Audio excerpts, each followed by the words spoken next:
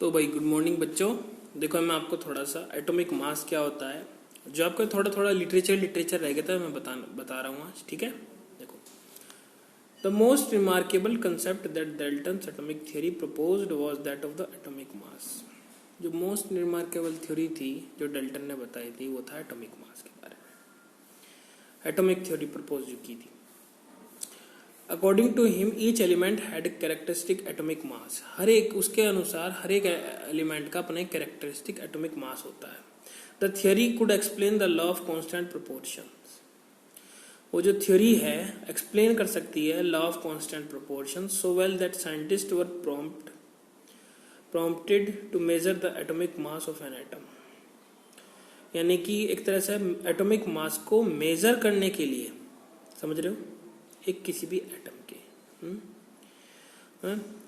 और उस थ्योरी ने लॉ ऑफ कांस्टेंट प्रोपोर्शन को भी क्या किया, एक्सप्लेन किया। अच्छा, since determining the mass of an individual atom was relatively, यानी कि किसी भी एटम का मास निकालना वो एक रिलेटिवली बहुत डिफिकल्ट टास्क था। Relative atomic masses were determined using the law of chemical combinations and the chemical compounds formed. इसने बोला रिलेटिव एटॉमिक मासेस जो होते थे वो डिटरमाइन किए जाते थे किसके यूज से, केमिकल कॉम्बिनेशंस और कंपाउंड्स जो बने हुए हैं। Let us take the example of a compound carbon monoxide. Carbon mono माने होता है एक, यानी कि वन, समझ रहे हो ना। मोनो माने क्या होता है वन, डाई माने टू, इस तरह से डाई, ठीक है, माने टू, ट्राई, इस तरह से, उसमें तीन। By carbon and oxygen, it was observed experimentally that 3 gram of carbon combines with 4 gram of oxygen to form CO। कि भाई देखो ये ऑब्जर्व किया गया, 3 ग्राम कार्बन का कंबाइन करता है 4 ग्राम ऑक्सीजन के, क्या बनाने के लिए, CO। दूसरे शब्दों में बोलूँ तो carbon combines with 4/3 times its mass of oxygen. ठीक है, समझ गए हो तुम इसका मतलब क्या है। अच्छा, अब ये कहा है कि suppose we define the atomic mass unit. हमने क्या कि atomic mass unit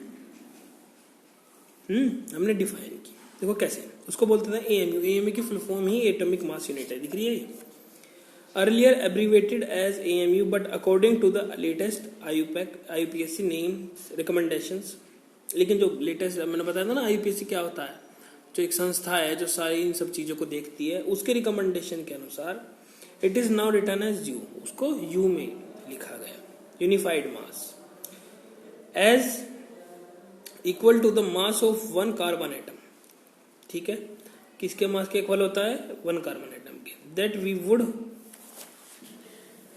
would assign carbon an element an atomic mass of 1 U and oxygen an atomic mass of 1.33 U।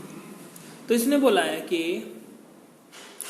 ये U किसके बराबर होता है, एक कार्बन के एक मास के, ठीक है, उसको U बोलते हैं। तो हम ऐसे समझ सकते हैं, कार्बन का तो 1 लेंगे, बाकी उसके हिसाब से जैसे उसके कंपेयर करके सब हम लिखते हैं। 1.33 U किसका, ऑक्सीजन का। अब however it is more convenient to have these numbers as whole numbers।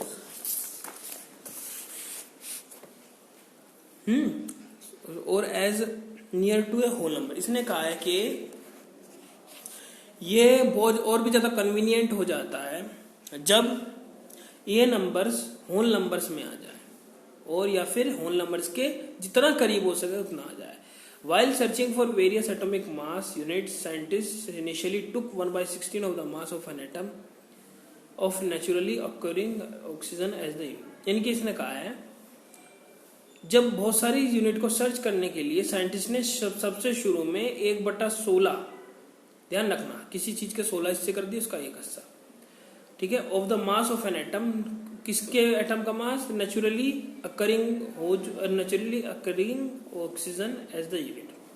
जो नेचुरली अकरिंग ऑक्सीजन होती है ना, उसका यूनिट। ठीक है, this was considered relevant due to 2 reason. वो 2 रीजन से रिलेवेंट लगता था। उसको कंसिडर करते थे। Oxygen reacted with large number of elements and formed compound. भाई ऑक्सीजन बहुत सारे एलिमेंट के साथ रिएक्ट करता था और कंपाउंड बनाता था।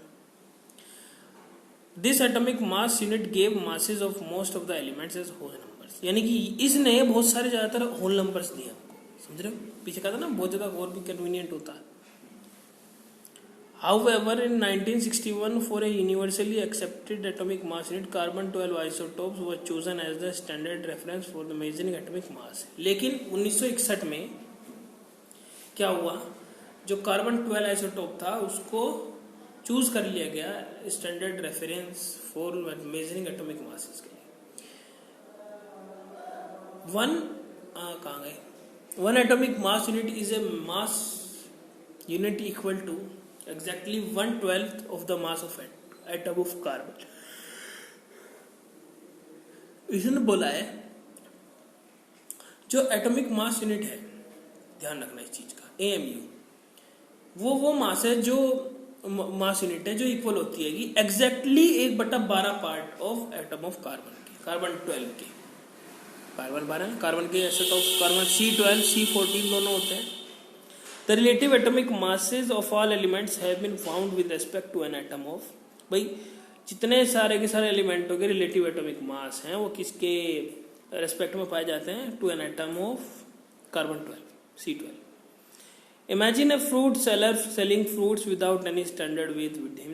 He takes a watermelon and says this has a mass of mass equal to 12 units।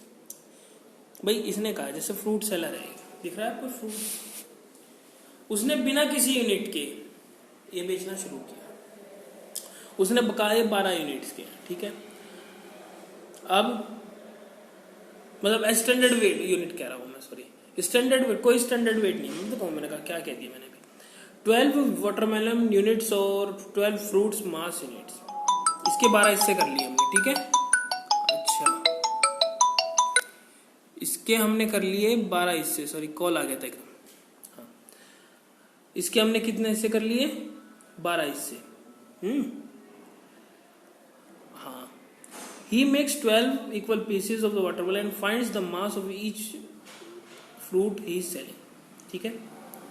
अच्छा, उसके बाद क्या किया इसने?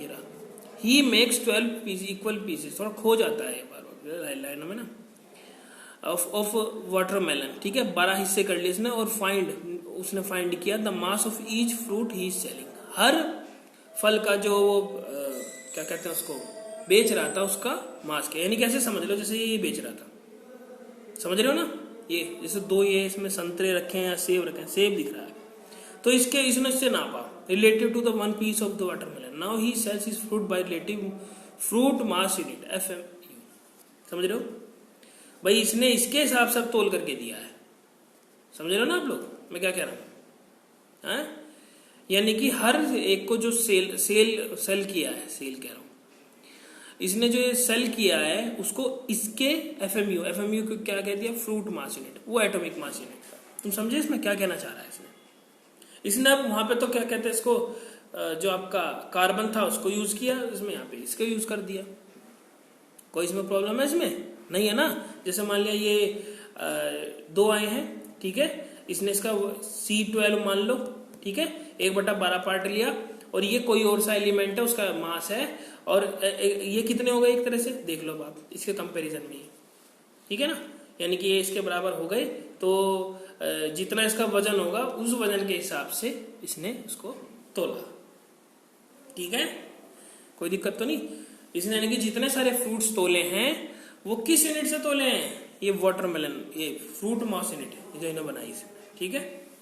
अच्छा, एक पीस का जो है इसका, उस एक पीस जैसा वहां पे कार्बन लिया था, इसने यहाँ पे ये वाला ले लिया।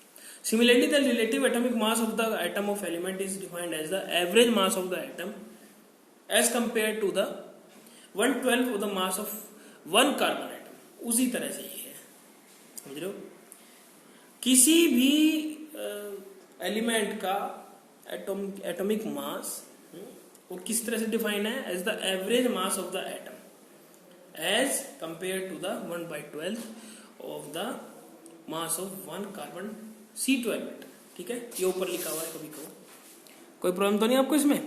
अच्छा चलो, ये आपको हाइड्रोजन है, atomic mass of hydrogen 1, carbon का 12, नाइट्रोजन का 14, ऑक्सीजन का 16, सोडियम का 23, समझ रहे हो ना वाला? अच्छा, ये यू के हिसाब से देखो लिखा हुआ भी है इसमें।